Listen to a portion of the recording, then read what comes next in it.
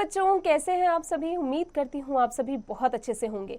कक्षा की शुरुआत करते हैं। पाठ है हमारा आज का विराम चिन्ह यानी पंक्चुएशन मार्क्स। उच्चारण और लेखन दोनों में विराम चिन्हों का प्रयोग अनिवार्य है। यदि समुचित विरामों का ध्यान न रखा जाए तो उच्चारण अथवा भाषण में दोनों में प्रभावहीन, अस्पष्ट, अर्थहीन और बेकार हो जाएंगे। लिखने में यदि विराम चिन्ह प्रयोग न किए जाए तो लेखन अभिव्यक्ति में अस्पष्टता और प्रभावहीनता आ जाएगी। उदाहरण के लिए निम्नलिखित वाक्यों को देखिए। रोको मत जाने दो, रोको मत जाने दो। छोड़ो मत कुछ कहो, छोड़ो मत कुछ कहो। पकड़ो नहीं छोड़ो, पकड़ो नहीं छोड़ो।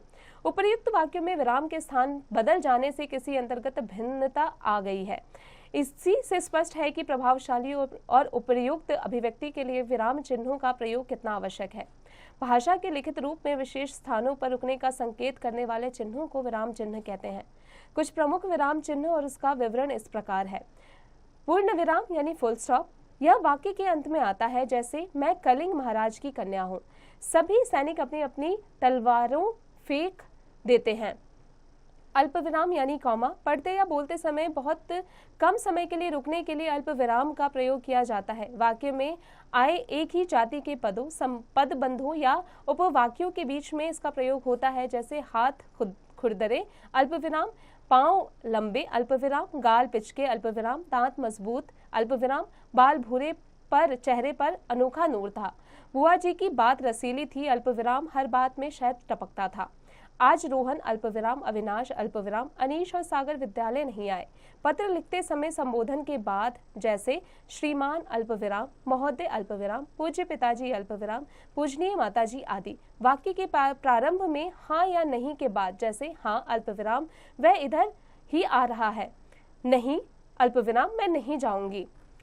प्रश्नवाचक चिन्ह यानी क्वेश्चन मार्क, यह चिन्ह प्रश्न वाले वाक्य के अंत में लगाया जाता है, जैसे कैसा था वह व्यक्ति, प्रश्नवाचक चिन्ह, तुम्हारा नाम क्या है, प्रश्नवाचक चिन्ह, यह कौन है, प्रश्नवाचक चिन्ह, आप मेरा नाम पूछ रहे हैं, प्रश्नवाचक चिन्ह। विस्मयादि बोधक चिन्ह यानी साइन ऑफ एक्सक्लेमेशन, विस्मयादि बोधक चिन्ह शब्द या वाक्य के अंत में प्रयोग किया जाता है। विस्मय, घृणा, शोक, हर्ष या आश्चर्य के भाव को प्रकट करने के लिए या किसी को संबोधित करने के लिए इस चिन्ह का प्रयोग किया जाता है, जैसे अरे विस्मयादि बोधक चिन्ह, वह कहाँ चला गया। मित्रों विस्मयादि बोधक चिन्ह, मैं भी साथ चल रहा हूँ। वाह विस्मयादि बोधक चिन्ह, क्या सुहावना मौसम है। तुम भी खूब हो, विस्मयादि बोधक चिन्ह। उद्धरण चिन्ह इन्वर्टेड कॉमास, इसके दो रूप है, एक हरा और दोहरा। एक हरे पुस्तक, समाचार पत्र, लेखक का उपनाम, लेख का शीर्षक इत्यादि उद्धृत करते समय एक हरे उद्धरण चिन्ह का प्रयोग किया जाता है, जैसे मेरी पुस्तक का नाम एक हरे भारती है। एक हरे द्वितीय महान विद्वान थे। दोहरा, जहाँ किसी पुस्तक के से कोई वाक्य या अवतरण ज्यों का त्यों उद्धृत किया जाए अथवा किसी महत्वपूर्ण कथन, कहावत, संधि, संवाद आदि को उद्धृत करने में दोहरे उद्धरण चिन्ह का प्रयोग किया जाता है, जैसे हंटर कमीशन के सामने जनरल डायर ने एक बात और कही थी।